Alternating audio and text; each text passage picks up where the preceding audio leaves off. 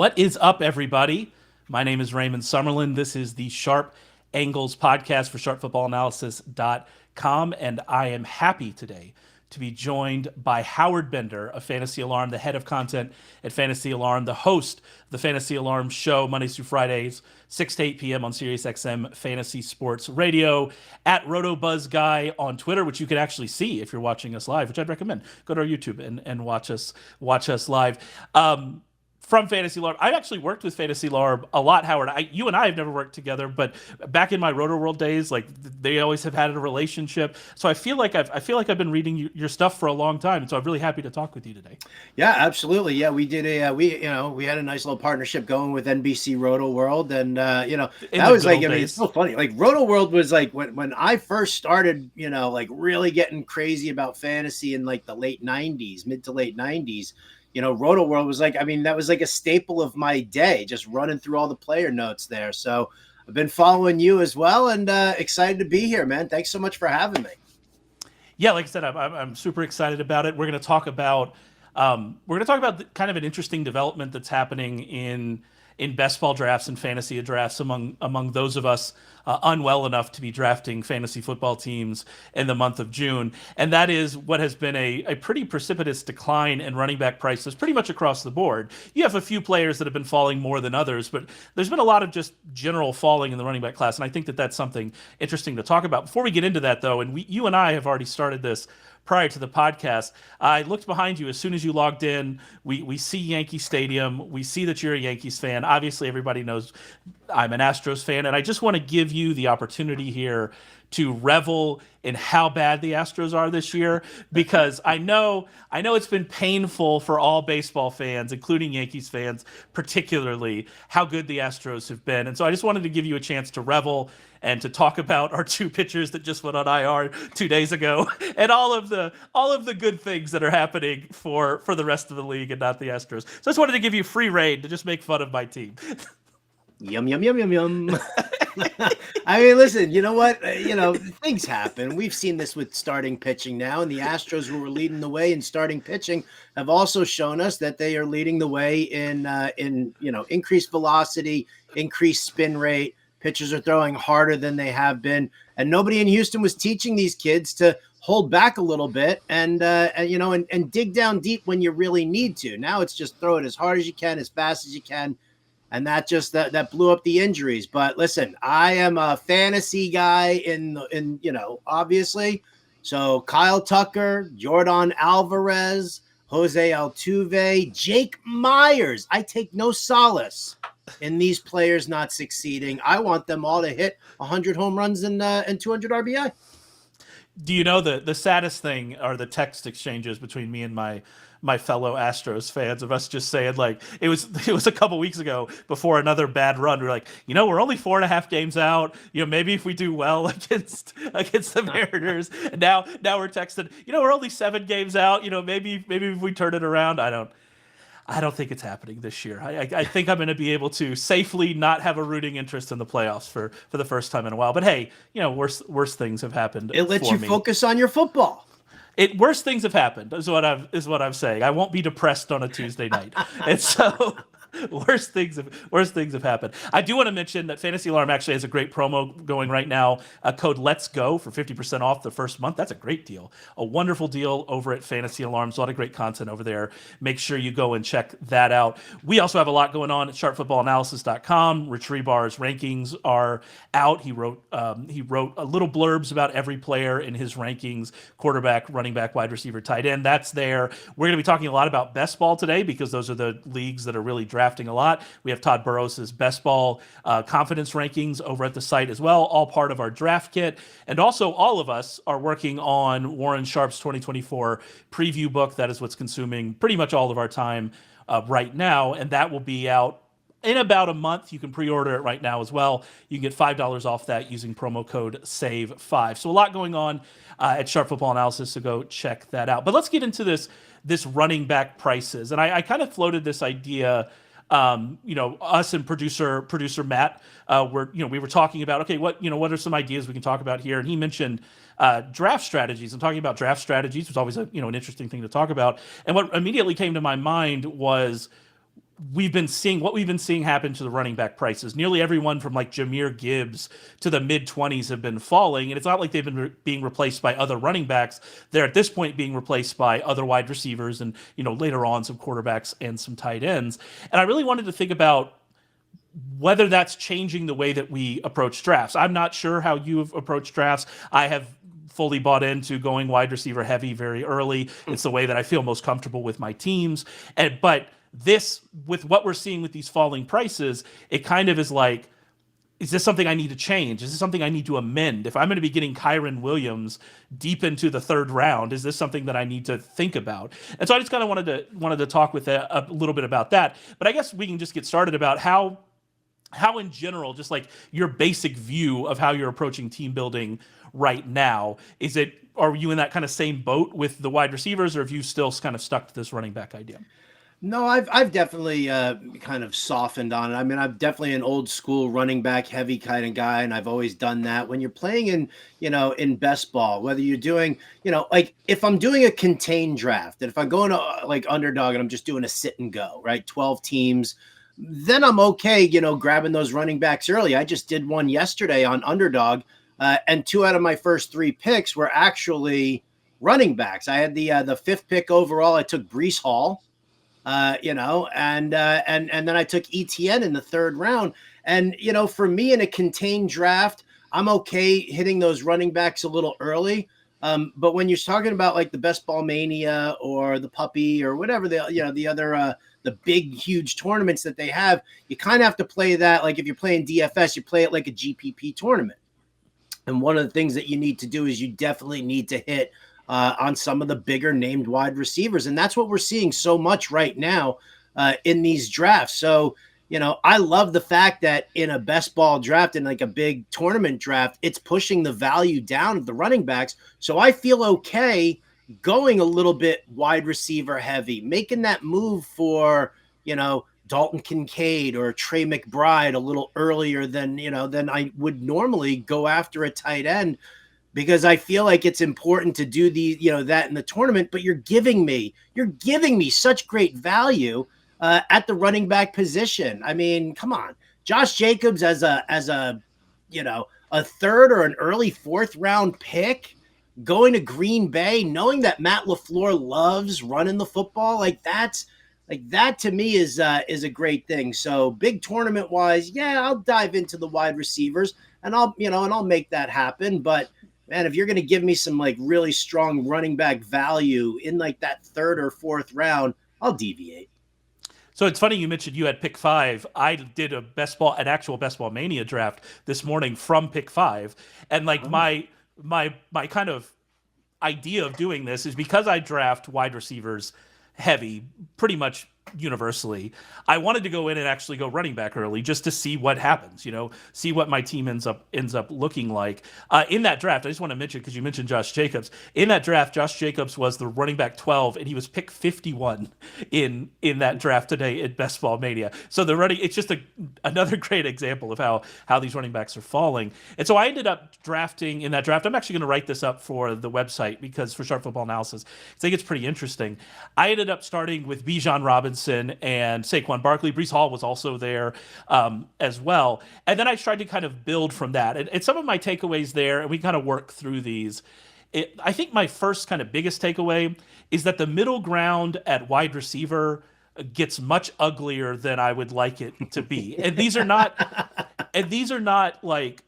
players that I'm afraid to draft, but these are players that I feel like I can poke holes in pretty easily. And it gets, you start to get a little bit nervous with people starting with like Devontae Adams, Deebo Samuel, obviously the Houston guys, Mike Evans, DJ Moore, Malik Neighbors, you start getting in that range, and I feel like you could poke holes in that. Now, obviously, that's true of the running backs as well, but for some reason, I just feel more comfortable with the upside versus downside trade-off that's happening in that range with the running backs that you're talking about, with Josh Jacobs, for instance. I'm happier with the upside versus downside in that range than I am with a lot of these wide receivers who if Devontae Adams hits his upside in his ceiling in that offense, what are we really talking about?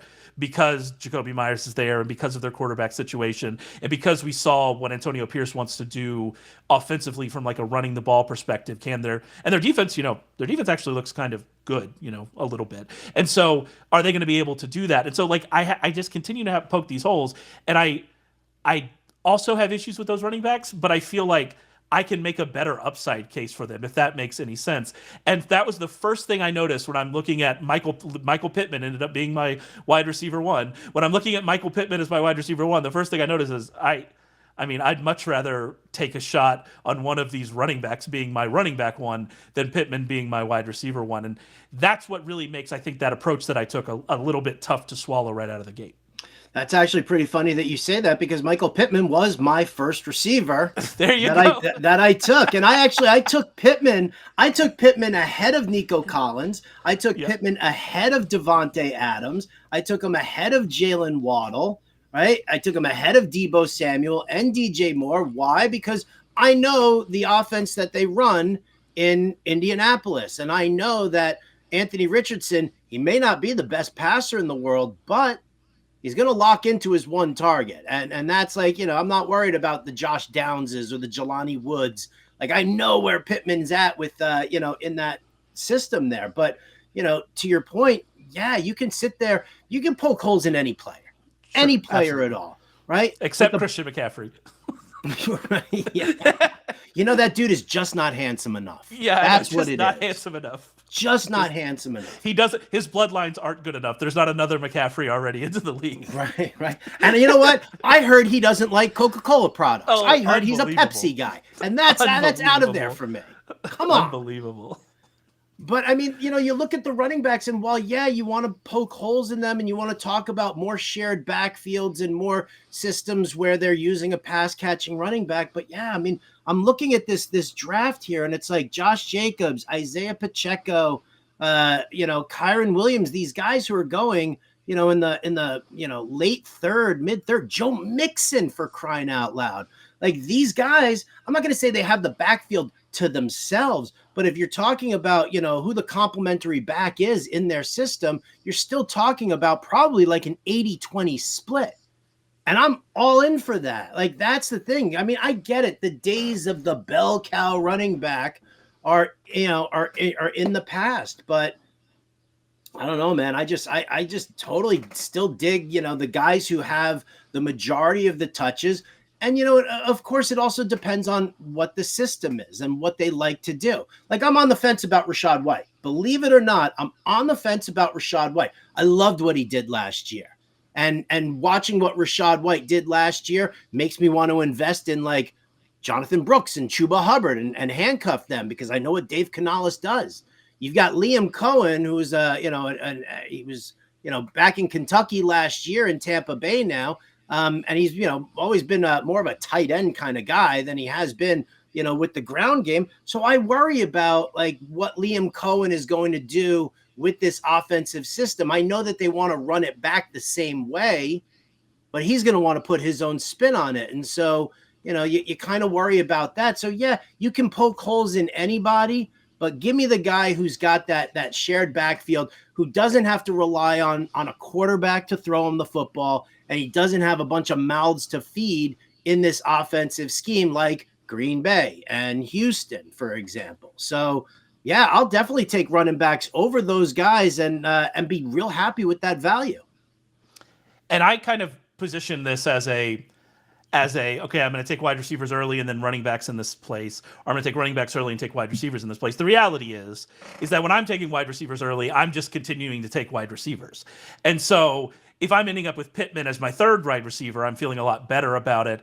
And then that kind of brings me to the other thing I noticed about late round and the late kind of game of drafts is, if I'm taking a bunch of wide receivers in the first, 5 or 6 rounds, which is traditionally what I do, and I am skipping more of that dead zone of running back, although I am much more interested in several of the dead zone players this year than I have been in the past. Aaron Jones sticks out to me as someone that we are universally low on, and somebody who I'm very interested in drafting. But like, even if I get past those players, when I get to the end game, I find myself in those last 5 rounds or so being much more interested in the running backs available than the wide receivers available. And I didn't have that. That luxury in the draft I did today because I took 2 running backs in the first 2 rounds. I finished on my roster with just 4 running backs in total because if you're going to invest that much in running backs, you want to if those running backs don't hit, then they don't hit and your team's losing anyway. So you should just have only a few running backs. Ended up with 9 wide receivers. I was just funneling in these wide receivers at the end of this draft. And all of those wide receivers, I was like, okay, I guess I can make a case for Jalen Tolbert and I can make a case for Devontae Walker and I can do all of those things. But I'm much more interested in making a case for Marshawn Lloyd. And obviously that's going a little bit ahead of those guys I was talking about. Kamani Vidal, who I, smash draft every single time he's available. Just every time. But we're talking about the Tampa Bay situation. Bucky Irving's the running back 55. I'm much more interested in taking a shot on Bucky Irving. Even someone like Alexander Madison as like your last pick, I can make a case for his path to playing time and path to, most importantly, usefulness being a lot cleaner than a lot of those later round wide receivers. And so that's why I think as I forced myself today to do like running back heavy at the beginning, those first 2 running backs in the first 2 rounds, it put me at a disadvantage in the middle game because of the wide receivers I was trying to draft. Even if I would have drafted those wide receivers anyway, those wide receivers I was trying to draft as like my wide receiver 1 puts me at a disadvantage kind of compared to the other rosters. And then when I get to the end game, if I'm really trying to take those upside shots, I'm taking them on wide receivers that I have a tougher time making the upside case for than I do the running backs that I otherwise could have been taking at that point. And so it kind of like just messed up my entire flow doing it. Now, could it hit? It absolutely could hit because you have Saquon Barkley and you have Bijan Robinson, and like it could absolutely hit. And Michael Pittman could once again get a ton of targets. You're worried about the splits with Anthony Richardson last year, but Anthony Richardson could improve as a passer. You get a bunch of targets. It could all hit. Like you can build a winning team, a bunch of different ways.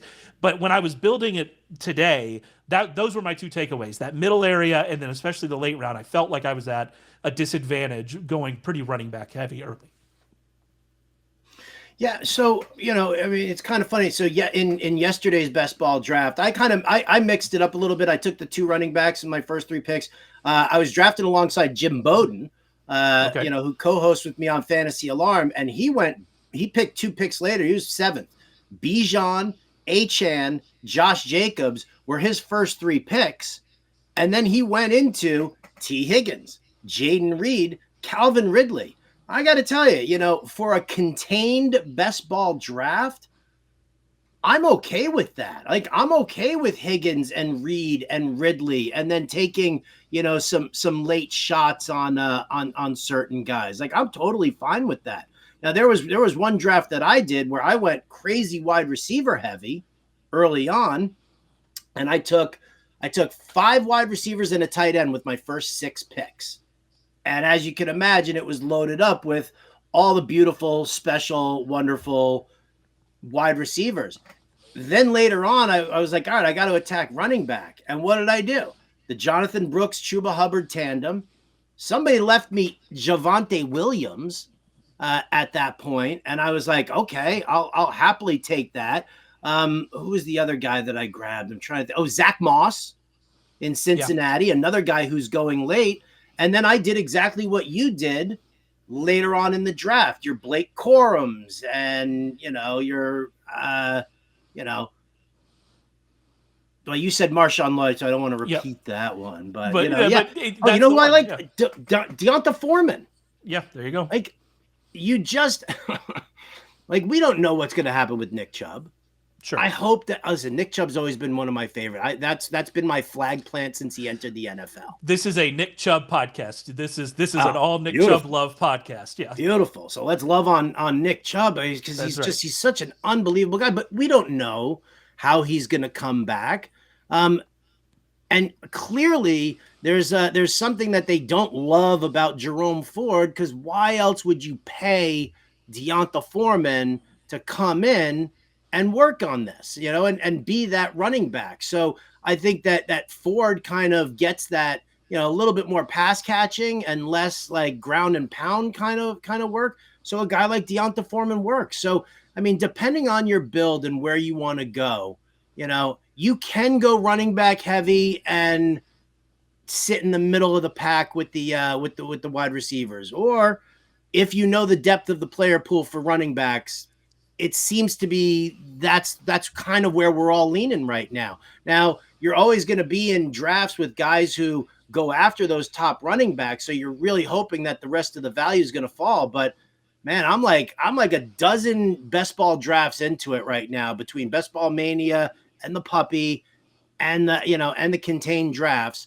And I would say, I think yesterday's draft was probably the most running back heavy I've seen. And that was 4 in the first round, 4 in the second round, and then 2 in the third round. And that was the heaviest I've seen it. Yeah.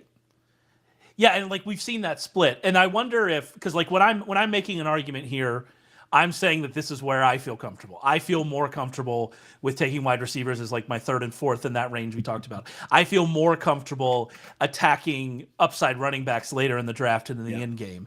But I wonder if getting out of that comfort, that's maybe the idea, is that if I get out of that comfort, I'm going to build more unique teams. If I build more unique teams, we have no idea what's going to, as you mentioned, we have no idea what's going to happen. It's so, especially in June, but even when we get to August, we don't know anything, right? At this time last year, we were convinced that Cam Akers was going to be the lead running back of the Los Angeles Rams. So I always bring that up. We have no idea what is going to happen. And so I have some best ball teams that have some, just rest in peace, those teams with Cam Akers. I wish them well in the afterlife. But yeah, so like, we don't know. That's the point. I think that's such a good point. And I wonder if, even though today when I was drafting that team, I felt so uncomfortable with where I was, I wonder if living in that uncomfortableness actually gives you some type of advantage. Maybe not all the time, but certainly if you're planning on max entering the Best Ball Mania, which I am this year, then 20% of the time living in that uncomfortableness probably makes a lot of sense. You brought up Blake Corum, and I actually want to transition to talking about a few of these running backs that have been falling. Some of them for interesting reasons, some of them maybe not. And I do think talking about the Kyren Williams and Blake Corum situation is interesting, because we have seen Kyren Williams fall in his ADP over the last month and a half, 2 months. He went as the running back 9 at pick 34 in my Best Ball Mania draft today. It's an interesting situation. It's one that I think we might be getting a little into our heads about. But also, he's hurt right now, and so I get it. But where are you kind of standing here with Kyren Williams? I love the industry hate on Kyren Williams right now. I've been listening to it. Now since like February. People are sitting there talking about, Kyren Williams, and he's going to be the biggest bust of the first round for everybody. And so, just keep pushing that down, especially in a best ball format. Kyren Williams going to miss 4 or 5 games due to injury. Darn it. Well, that's okay, because I don't need him to pop every single week in a best ball. I need him to pop the way he was, 100+ yards, multiple touchdowns, catch a couple. I would like to see him catch a couple of more passes. They definitely didn't utilize him as much as they should have in that passing attack. But man, I love the work that he puts in. I love the fact, listen, and I don't care about the injuries, because I will handcuff him to Blake Corum and feel totally good about that. I'll be completely fine with the two of them as like a little handcuff situation. But keep hating on Kyren Williams, keep focusing on the fact that he's going to miss like 4 or 5 games this year, and keep pushing him down further and further in the ADP. Because I'll tell you what, I think a 3rd round Kyren Williams is going to be a phenomenal steal. And we're going to be sitting here in like mid-November laughing about how we all just gave up on Kyren Williams way too soon. Stop with the undrafted free agent nonsense. The guy balled out last year, and I don't see, get the injury out of the way right now. That's fine. Healthy in camp, that's what matters. Yeah, and they treat him like an undrafted free agent. He was actually, I think, a 5th rounder, if I'm right. Am I remembering that right? But you're right. Like, the way we treat him is like, because Blake Corum is a 3rd rounder, which, to be fair, that's day 2. It is better than day 3. And I might be wrong about Kyren. That's off the top of my head. But like, I'm going to the tape right now. I'm looking for it immediately. But we do treat him kind of that way. Fifth round. But like we treat him that way, like, especially because people, especially, his combine was so bad and people fell completely out of love with him, which I understand. Like his testing was not good. Corum comes in, has better draft capital, obviously 2 years later, has better draft capital, has a better profile. People are worried about that. I think that that's fair. The injury stuff I do think is fair to worry about, especially if you're in redraft leagues. But I think that there's also a lot of baggage here from, like I mentioned, Cam Akers, and from what we've seen happen in the Los Angeles backfield before under Sean McVay, of people just completely falling out of favor. I think we need to recognize, though, that Kyren Williams, over a pretty large sample last year, even with his missed time, was a pretty good running back. And that was not really the case with Cam Akers, if we're going to kind of make that connection. Cam Akers obviously had his month that he blew up, and that, that happened. But it wasn't great before that. He wasn't great last year before he got hurt again. Like, I think that it's fair to say that Cam Akers was not playing at a very high level, and that's what opened the door for Kyren Williams. And then you look at Kyren Williams, he wasn't, the best running back in the league. He was 12th among qualified running backs in yards after contact per carry, 15th in explosive run rate, 6th in negative run rate over a 228 carry sample, which for the NFL, it's not a terribly small sample.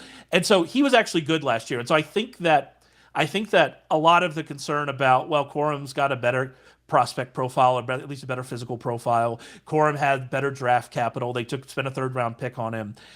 Is he going to come in and just, take over like we've seen happen in the Rams backfield in the past? I think that's a little bit overboard. Could he take some work away from Williams? Absolutely he could. And part of what made Williams so great last year was that workload, having, that Christian McCaffrey-esque workload. But Williams was also good enough on a per touch basis last year that losing some of that does not just completely destroy his value. It's not who we'll get to talk to in a second, like you mentioned, it's not like a Rachaad White situation, who was almost purely built on volume. Kyren was built on volume, but also, had something else behind it. And so I think we're going overboard. Like, that's ultimately the thing. I think we're going overboard here. I understand the concerns, and like I think you understand the concerns as well, but we're just going a little overboard. I think you think another player we're going overboard here is, based on what you said earlier, is Josh Jacobs, who went as the running back 12, as I mentioned earlier, went as the running back 12 at pick 51 in my draft today. I'll be honest with you, this one I kind of get a little bit, but I want you to make your case on Josh Jacobs. Well, the funny thing about Josh Jacobs is that, you're looking at a running back who I think everybody thinks is older than he actually is. Yeah. Because he was 21 when he joined the league. What was that? It was he's in there 6 years now. And he's only 26 years old. Yeah. Like, that's like, he'll be 27 this year. And I think that's one of the things, that people are like, oh, the tread's all worn down on him. But I'm like, this guy still has stuff left in the tank, because what we did see, throughout his time with the Raiders was he was underutilized in a lot of situations. They didn't use him as much as a pass catcher as they probably should have. And he showed that he was capable of doing that.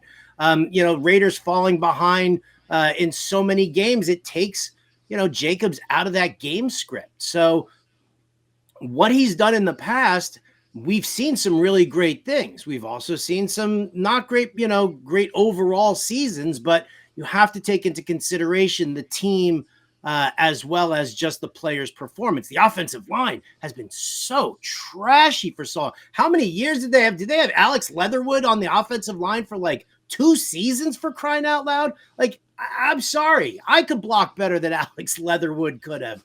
So now you've got him going to Green Bay. All right. Matt LaFleur's system, we know what he likes to do. He does like to run the ball, right? He loves the fact that he was able to ease Jordan Love into it. Now, Jordan Love has all of these amazing targets, and he's got all of this fantastic stuff. And I love Jordan Love as a player, and I love his arm, right? But that Matt LaFleur wants to do a little ground and pound, and he gets himself a more durable back than Aaron Jones, who's been banged up for the last couple of seasons, and it gets to put that nonsense known as A.J. Dillon off to the side. Like, how many times did we just see A.J. Dillon just garbage, on the field? The fact that he's still there, like, I do have some concerns that we'll have Jacobs. Jacobs is definitely. I'll talk about Jacobs maybe not being very good recently, but Jacobs was definitely been better than AJ Dillon. And then we have Marshawn Lloyd there, and you're going, well, are we still going to get Dillon carries? That'd be tough to take. That'd be tough to take. I think they're just kind of waiting it out. Like you have this guy who is could be a short yardage specialist who you could mix in a little bit. He's already under contract, so we might as well just kind of keep him there and see what's what. This isn't like, new regime coming in and being like out with these guys and, let's bring it in like we're seeing with the Chargers. But yeah, I'm looking at the situation in Green Bay. And I just think that because you do have such an elite level passing attack that's very balanced and a coach who likes to run the football, I think these are ideal conditions because you ain't stacking the box against Josh Jacobs against Green Bay and giving that aspect up. And so it's going to free him to do a lot more things. So yeah, again, another one that you keep pushing his ADP down, I'll keep scooping him up. So my kind of view on Jacobs is I think your point about the offense and that he's going to this offense is a good one.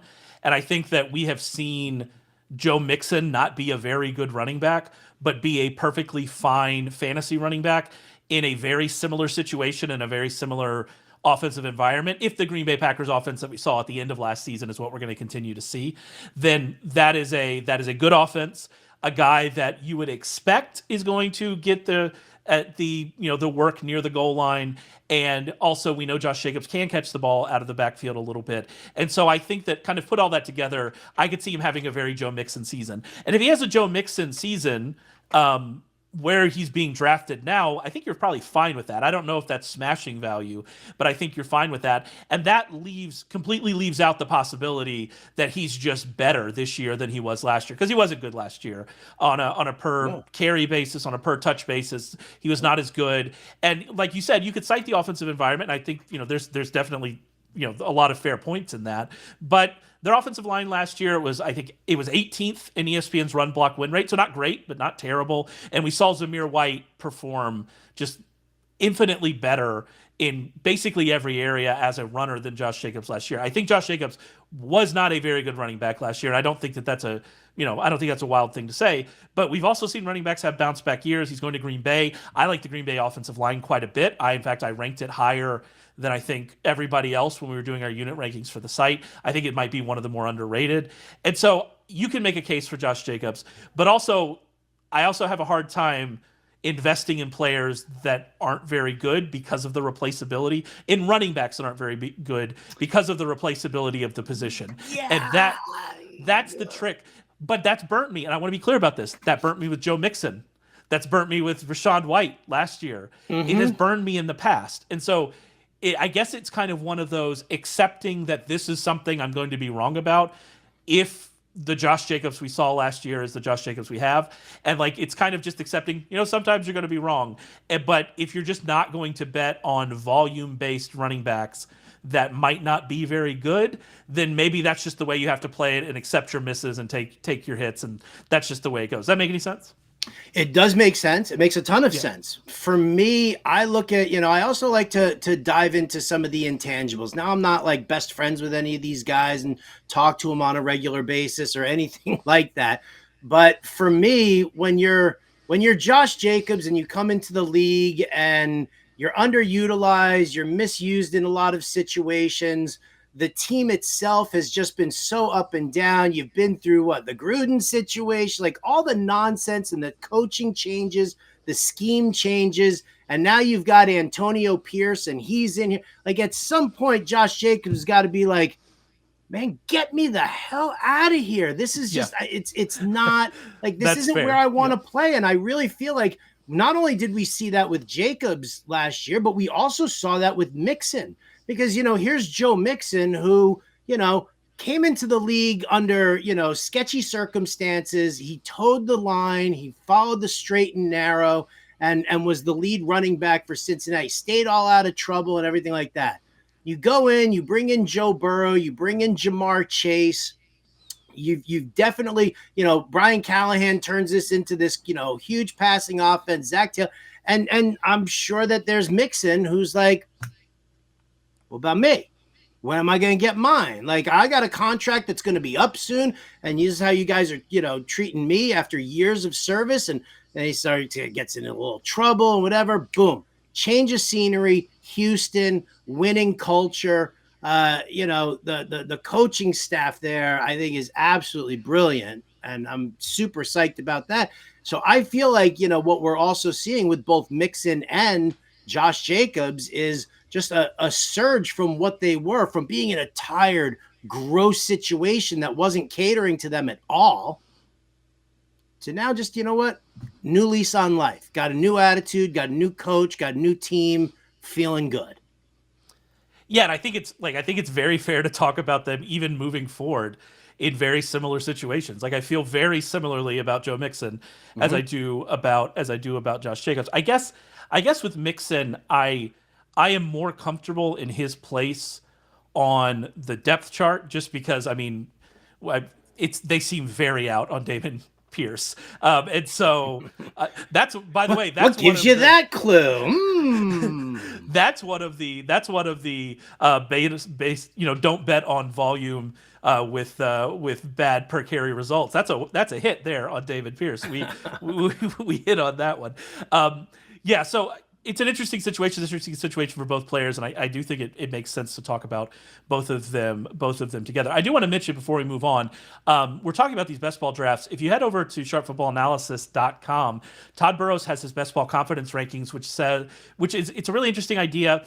It goes through like the ADP and Underdog and Best Ball Mania at Underdog, and it says, this player is this ADP fine. Should we be targeting players at this ADP? Should I be, reaching for players here? Should I be avoiding players? It's a really interesting idea. Todd Burrows came up with it. It's called his Best Ball Confidence Rankings, part of the draft kit over at Sharp Football Analysis. Go and read that. He obviously has his thoughts about these players as well. Let's move on and talk about James Cook for just a second. James Cook's an interesting fantasy case. He was third among running backs in yards from scrimmage last season. He was sixth in the entire league, running everybody in yards from scrimmage last season, but he still finishes the running back 19 and a half PPR points per game among qualified backs, and we obviously know why that is. That was a touchdown concern. Over the last 2 seasons, he has 48.5% of Buffalo's running back carries, including 62.2% last year, but he has 32% of their goal-to-go running back carries, including 37.5% last year, which that's a big concern because his role grew, but we didn't really see that increase. And by the way, that's just counting the running backs. That's not counting the 18 goal-to-go carries that Josh Allen had last year. And so we know what the issue is here for James Cook. We know what the problem is. I wonder if, and where he's being drafted right now, he went as the running back 13 at pick 58. If he just continues to be what we saw from James Cook last year, I guess that's fine.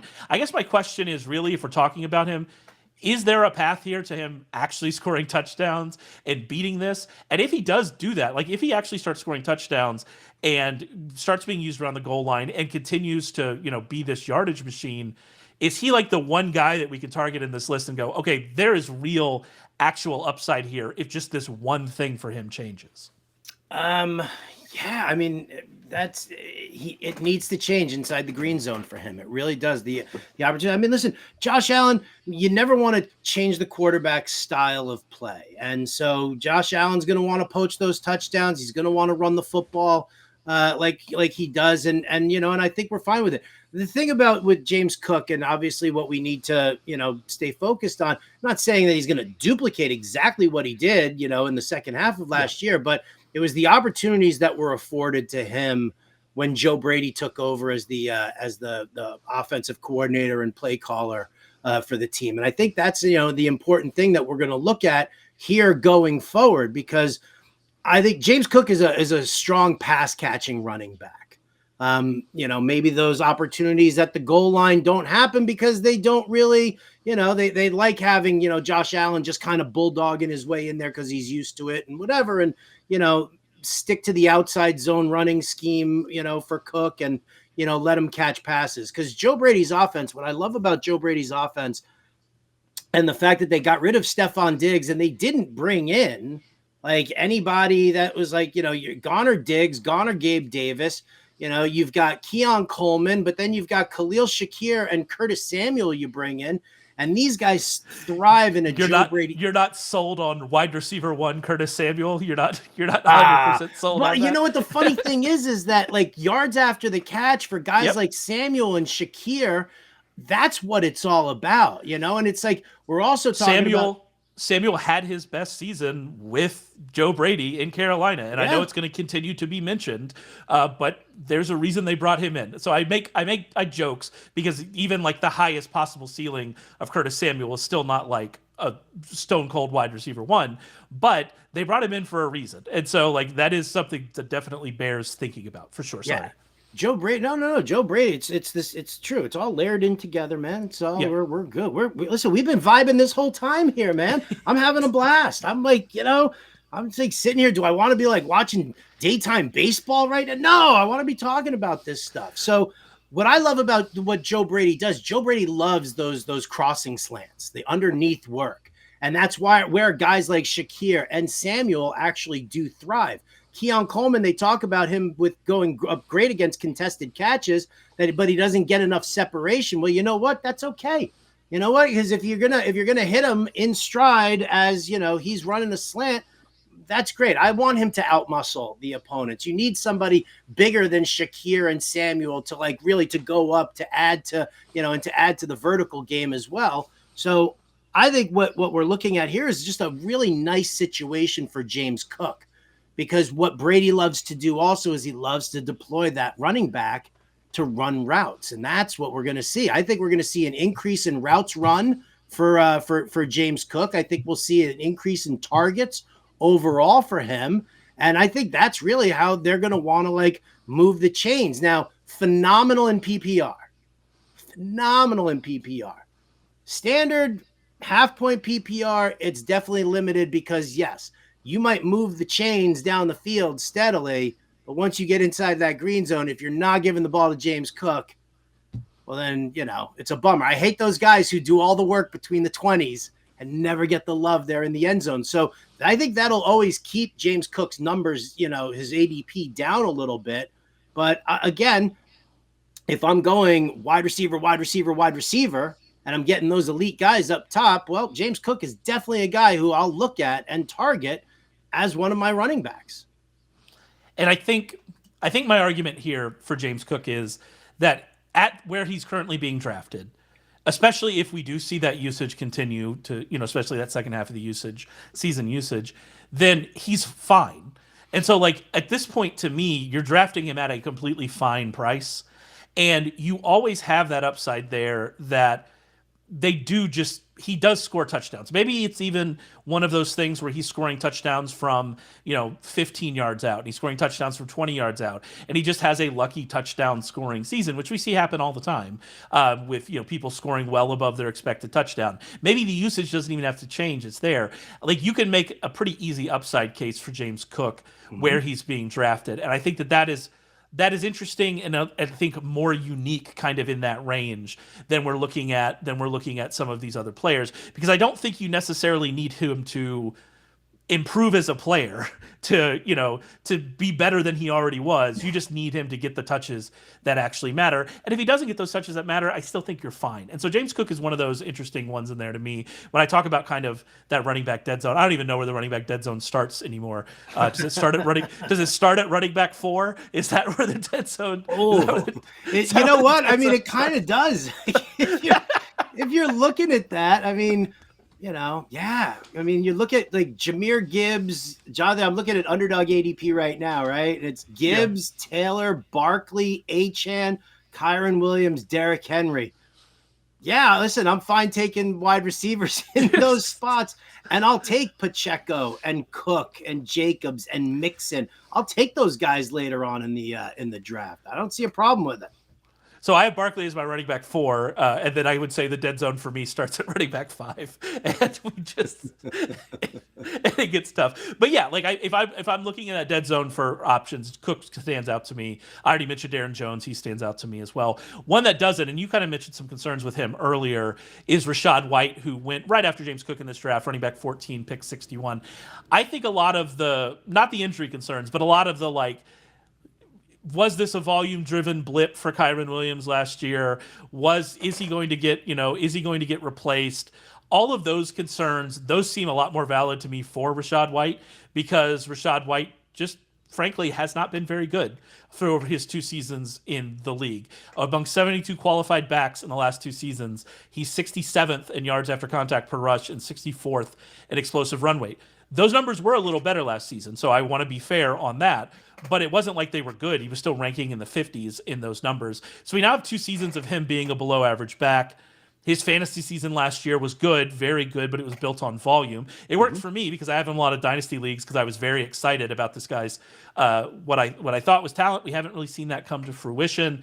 You mentioned we have new offensive kind of coaching staff here. I don't know if Bucky Irving's any good, but they did spend a 4th-round pick on him. That's not terrible. Undrafted free agent darling Sean Tucker's still there. And frankly, if you believe in the replaceability of running backs, then you kind of don't need the running back to be there to supplant him, to make a case against him. If you just kind of believe in it, you know what I'm saying? Like, if you believe running backs are replaceable, then it just kind of happens. White feels like such a trap to me, and he feels like exactly like one of those backs I talked about earlier, that it's a kind of back that I'm going to avoid, and it feels like a trap. And it seems like you're probably not this far down that path as me based on what you said earlier, but you certainly have your concerns about him as well. Yeah. Oh, absolutely. Absolutely. And I think that, what we're looking at here is you look at the overall production, from a fantasy standpoint, and you see that it's great. So then what do you do? Like, I mean, and it's kind of like, I'm sure the your audience is a little bit more astute than like beginner fantasy people, but like for people who are just starting off playing fantasy, because we see this game getting younger and younger and younger, right? So many kids are involved. Or maybe we're just getting older, unfortunately. Well, that too. But when you look and you see that a guy, like boom, all of a sudden Rachaad White, who nobody was really that in on, popped and became a top 5 fantasy running back. Then you look towards the metrics and you look towards those numbers to see what's going on and where does he rank with that. And the fact that he did rank as low as he did in yards after contact and and other important stats that you want for a running back, you then turn around and you're like, and now it's a different coach. And because Todd Bowles is great. I love Todd Bowles. He is a defensive minded coach who wants nothing to do with running the offense. He promoted guys from within. He brings in Liam Cohen back from the college ranks, right? And says, I'm giving you the same personnel. I just want you to run it back. Cohen will do everything that he can to keep Baker Mayfield comfortable with Evans and Godwin, but will he get that same volume in Liam Cohen's system? That's probably something that you have to ask yourself. And then to your point there about Bucky Irving, new coordinator. You think Todd Bowles wasn't like, being pestered by like Cohen being like, oh, take him now. I love this kid. Like Todd Bowles isn't, yes, he's doing his job, but he's letting the offensive minded guys run their offense. And I like the fact that he's almost, a little 2 hands offish with that scheme. So then, Rachaad White, does he get that volume back? I don't really know. I'm not 100% sure if he does or not. And if he doesn't see that volume, and we know that the metrics are soft, even with a decent offensive line, because that offensive line got rebuilt for Brady, got hurt, but is, a little bit more on the healthy side now. So, White is definitely a concern. I'm more concerned about Rachaad White than I am about Kyren Williams. Yeah, absolutely. There's no question to me. And that's why I kind of brought it up, is because it seems to be at least some of the concerns I hear a little bit, not the injury ones, about Williams. It seems it fits several other running backs much more to me. And also, if I could just make a request to Liam Cohen to unlock Sean Tucker for all of my terrible dynasty teams that have that stashed him. Just for me, if you're listening, Liam, I appreciate it. Well, I really appreciate you coming on, Howard, and talking about all this You know what? This is one of the more interesting June fantasy topics I've ever had because it does seem that there's an actual shift in what people are doing, and so it's fascinating. And thank you, Underdog, for having us draft as many teams as we're drafting at this point in the year. You can head over to Fantasy Alarm, as I mentioned at the top. Head over to Fantasy Alarm. Use promo code Let's Go. You get 50% off the first month. I'd highly recommend it. Follow Howard on Twitter at RotoBuzzGuy. Head over to Sharp Football Analysis. Like I said, the books for pre-order. Our draft kits over there, $5 off using code SAVE5. So make sure you check that out. And we will be back to talk with you real soon.